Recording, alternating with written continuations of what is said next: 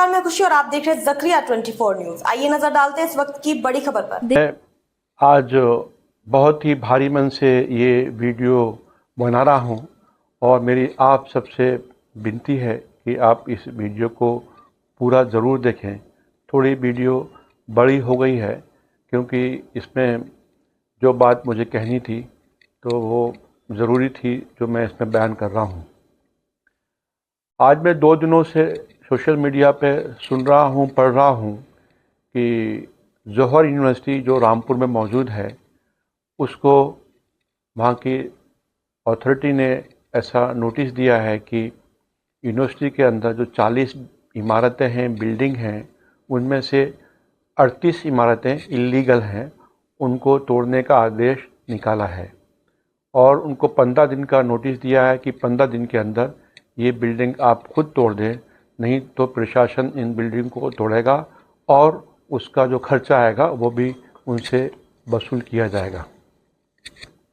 अब ये ऑथराइज्ड हैं या अनऑथराइज्ड हैं, इसको समझना बहुत ज़रूरी है ऐसा हो गया।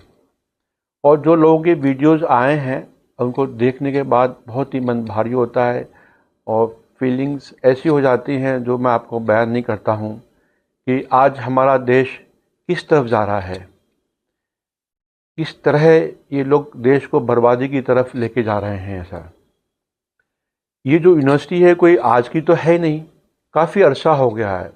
ये यूनिवर्सिटी किसी से छुपी हुई नहीं थी, ये तो सबकी नज़रों में थी। वहाँ के लोकल जो अथॉरिटी हैं, नगर पालिका है, उसको भी पता था, राज्य सरकारों को भी पता था और केंद्र सरकार को भी पता था कि यूनिवर्सिटी बन गई है अब और चल रही है, वहाँ पर हज़ारों लोग पढ़ रहे हैं। ये यूनिवर्सिटी तकरीबन 300-400 एकड़ में बनी हुई है और यूनिवर्सिटी यूजीसी से पास है।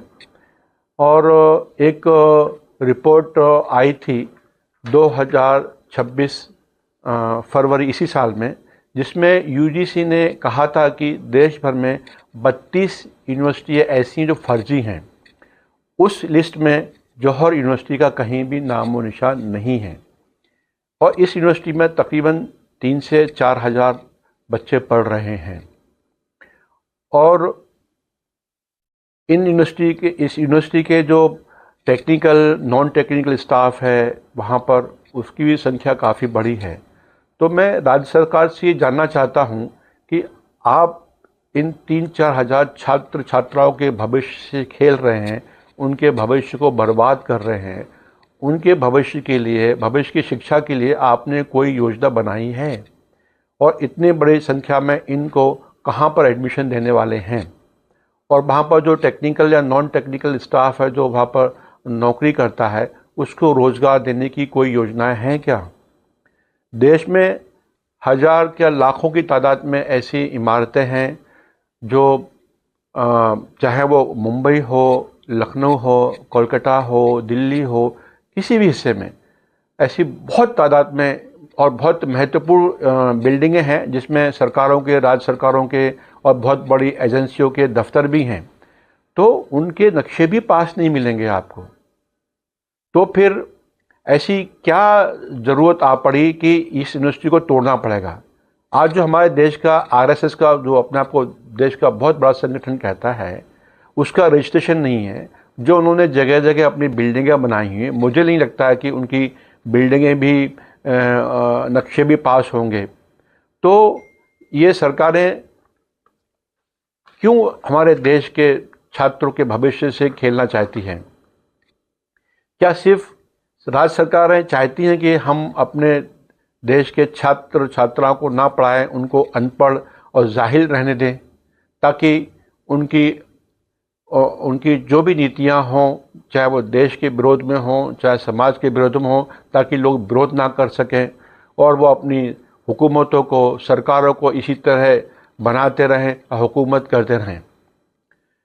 इनका तो कहना है कि भाई देश पढ़ेगा, देश बढ़ेगा, सबका साथ, सबका विकास। तो इसमें किसका विकास हो रहा है, आप बताएं मुझे। जब देश पढ़ेगा ही नहीं तो देश बढ़ेगा कैसे? कोई भी देश का विकास तभी संभव होता है, कोई भी देश तभी आगे बढ़ता है जब वहाँ पर शिक्षा प्रणाली अच्छी हो, वहाँ के लोग शिक्षित हों, वहाँ के लोग वैज्ञानिक हों, साइंटिस्ट हों, बड़े बड़े आईटीआन हों। इस तरह के बच्चे स्कूलों कॉलेज से ही बाहर निकलते हैं और आगे चल के वो देश का भविष्य बनते हैं। तो ये सरकारों की क्या नीति है, मतलब करके आज एक स्कूल, छोटा सा स्कूल बनाएं या कॉलेज बनाएं, उसमें बनाने के लिए इतनी मेहनत, इतनी मशक्क़त, इतना एक विज़न और एक बहुत बड़ा पैसे की ज़रूरत पड़ती है। एक यूनिवर्सिटी बनाना छोटा काम नहीं है। ये लोग नहीं समझ सकते हैं कि यूनिवर्सिटी को किस तरह से बनाया जा सकता है। उसको बर्बाद करने में, ध्वस्त करने में तो ये एक्सपर्ट हो सकते हैं। और मैं कहता हूँ चलो मान लिया जाए कि भाई वो जो बिल्डिंग्स हैं उनके नक्शे पास नहीं हैं, चलो मान लिया करके आप उसको दुरुस्त भी कर सकते हैं, उसको रेगुलराइज भी कर सकते हैं। ऐसे टाउन प्लानिंग में बहुत सारे कायदे हैं कि जिसके ज़रिए उसको दुरुस्त किया जा सकता है, कानूनी तौर पे लीगल किया जा सकता है। चाहे कंपाउंडिंग फ़ीस है, रेगुलराइजेशन करने के लिए जो पेनल्टी होती है, आप वो पेनल्टी लगा दीजिएगा कि आप अगर ऐसा करते हैं तो आपकी भी बाई बाई हो सकती है कि भाई एक इलीगल तरीके से बनाई गई यूनिवर्सिटी को हमने ठीक कर दिया, क्योंकि हमको देश के छात्रों के भविष्य का ख्याल था। तो ये भी आप कर सकते हैं, आपका नाम भी होगा करके ऐसा करके, लेकिन ऐसा आप नहीं करते हैं। मैं मान सकता हूँ कि आजम खान से आपको दुश्मनी हो सकती है, उनके परिवार से आपको नफ़रत हो सकती है, उनके राजनीतिक कैरियर से आपको दिक्कत हो सकती है, पर यूनिवर्सिटी से नफ़रत करने की कोई ख़ास वजह नज़र नहीं आती है। यूनिवर्सिटी से नफ़रत करना है, देश के छात्रों से नफ़रत करना है, उनके भविष्य को बिगाड़ना है। इसका मतलब तो यही निकलता है कि आप उनके भविष्य से क्यों खिलवाड़ करना चाहते हैं। अगर आप यही साबित करना चाहते हैं तो क्या है इससे, बच्चों को शिक्षा हासिल करने दो, उनके भविष्य से खिलवाड़ मत करो। मुझे याद है आजम खान साहब जब मेंबर ऑफ पार्लियामेंट थे, उन्हें पार्लियामेंट में इसका ऐलान किया था बखूबी कि मैं एक ऐसी विश्व स्तरीय यूनिवर्सिटी बनाने जा रहा हूं जो पूरे एशिया में नहीं होगी। और उन्होंने उस यूनिवर्सिटी में ऐसी इमारतों को डिज़ाइन दिया है जो दुनिया की बहुत बेहतरीन इमारतें कहलाती हैं। इस तरह के उन्होंने उस यूनिवर्सिटी में डिज़ाइन बनाई है करके। तो आप, और उन्होंने कहा कि मैं गरीब से गरीब बच्चे को इस यूनिवर्सिटी में दाखिला देना चाहता हूं, चाहे वो रिक्शे वाला हो, चाहे वो मजदूर हो, मैं 20 रुपये में उन बच्चों को फीस लेके पढ़ाना चाहता हूं।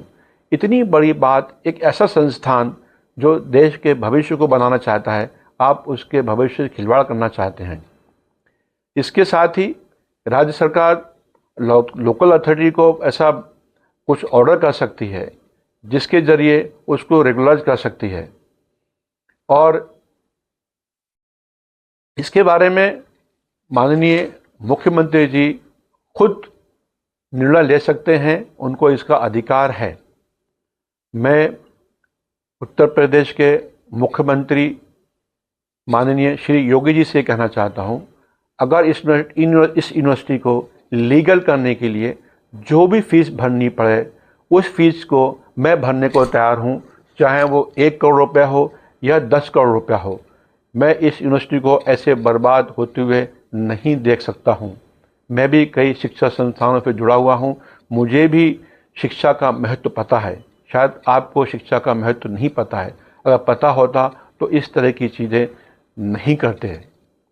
और जो भी रकम बोले, मुझे यकीन है हमारे देश के नागरिक ही उस रकम को भरने के लिए तैयार हो जाएंगे। आप कहें तो सही, क्या जुर्माना लगाना चाहते हैं, आप जुर्माना लगाए तो सही। अगर आप ऐसा नहीं करते हैं तो इससे आपकी नीयत का मालूम होता है। आपका खुद का नाम खुद योगी है, जो सनातन धर्म के अपने आप को बहुत बड़ा सनातनी कहते हैं। और सनातन धर्म हो या हिंदू धर्म हो, उसको क्षमा करने के लिए बहुत बड़ा एक धर्म माना गया है। क्षमा से बढ़ के कोई धर्म नहीं हो सकता है करके। एक मुझे ध्यान आ रहा है, ऐसा कहीं किसी वेद में ऐसा है कि क्षमा दानम क्षमा भक्षम सत्य ही पुत्रिका क्षमा यशा धर्मा क्षमत्यो निश्चित जगत। इसका अर्थ भी आप लोग अच्छी तरह से जानते होंगे। अगर माननीय योगी जी ये कर देते हैं तो उनको हजारों छात्र की दुआएं मिलेंगी और उनका नाम भी लोग अच्छी तरह से लेंगे। और अगर वो ऐसा नहीं करते हैं तो उत्तर प्रदेश के इतिहास में उनका नाम काले अक्षरों में ज़रूर लिखा जाएगा, जो विश्वविद्यालयों को ध्वस्त करने में अपने आप को गर्वित महसूस करता था। साथ ही मैं समाजवादी के राष्ट्रीय अध्यक्ष जनाब अखिलेश यादव जी से ख़ास प्रार्थना करता हूँ, रिक्वेस्ट करता हूँ कि इस यूनिवर्सिटी को आप बचाएं। ये यूनिवर्सिटी किसी एक मुस्लिम पॉलिटिकल नेता की नहीं है, किसी भी एक व्यक्ति की नहीं है। ये पूरे समाज की यूनिवर्सिटी है, पूरे हिंदुस्तान की यूनिवर्सिटी है। इसके लिए आपको जो करना पड़े आप करें। आपके बहुत सारे मेंबर ऑफ पार्लियामेंट हैं, आपके बहुत सारे एमएलएज हैं, बहुत सीनियर लीडर हैं आपकी पार्टी में, बहुत सारे कार्यकर्ता हैं। मैं आपसे दरख्वास्त करता हूं कि आप उन सबको आदेश दें कि वो सब रामपुर जाएं और एक बहुत बड़ा जन आंदोलन चलाएं। इस यूनिवर्सिटी को बचाने के लिए हम सब वहाँ पर रोड पे लेट जाएंगे, कहेंगे कि भाई आपको यूनिवर्सिटी को ध्वस्त करना है तो सबसे पहले हमारे ऊपर बुलडोजर चलाइए। हम जो भी वहाँ पर आंदोलन करेंगे वो पूरी तरह से कानूनी तौर पर ही करेंगे। और मैं समाज के सभी वर्गों से दरख्वास्त करता हूँ वो आएँ, इस मिशन में शामिल हों कि यूनिवर्सिटी को बचना चाहिए। वो एक अच्छे देशवासी होने का अपना कर्तव्य निभाइए। कोई भी अच्छा हिंदू भाई, कोई भी किसी भी धर्म का भाई कभी भी नहीं चाह सकता है कि वो शिक्षा संस्थान को ख़त्म कर दे। सभी दिल से चाहते हैं यूनिवर्सिटी बने देश में, कॉलेज बने देश के अंदर, तभी देश तरक्की कर सकता है।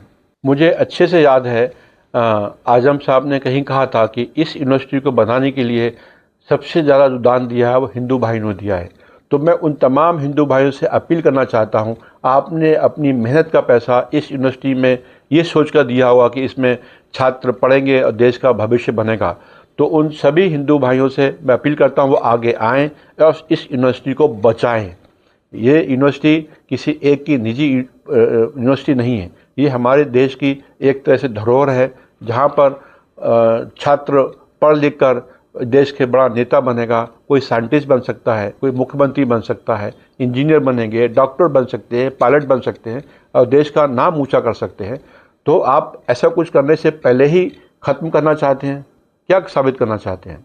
आपकी यही राजनीति है तो आप यूनिवर्सिटी को किसी बम से, ग्रेनेड से उड़ा दें और बहुत वहाँ पर अपना एक मुख्यालय, बीजेपी का मुख्यालय बना लें वहाँ पर, और देश को इसी तरह से आप तबाह बर्बाद करते रहें। अब वो कोई किसी एक बिजनेसमैन का कॉर्पोरेट ऑफिस नहीं है, कोई फैक्ट्री नहीं है वहाँ पर कि उसने इलीगल तरीके से बना ली है और उसको आप डेमोलिश कर दें, ऐसा नहीं है। एक वो शिक्षा संस्थान है करके। तो मैं फिर माननीय मुख्यमंत्री जी से अपील करता हूँ कि वो अपने जो लोकल एडमिनिस्ट्रेशन है जिसने ये ऑर्डर निकाला है उसको ऐसा आदेश पारित करें और उस आदेश के ज़रिए जो भी उस यूनिवर्सिटी को रेगुलाइज करने के लिए करना पड़े वो करें और इस यूनिवर्सिटी को रेगुलाइज कर दें। यही मेरी आपसे विनती है। जय हिंद, जय हिंदुस्तान। अब तक के लिए बस इतना ही। फिर होगी आपसे मुलाकात ऐसी एक और खबर के साथ। तब तक के लिए नमस्कार और देखते रहिए ज़करिया 24 न्यूज़।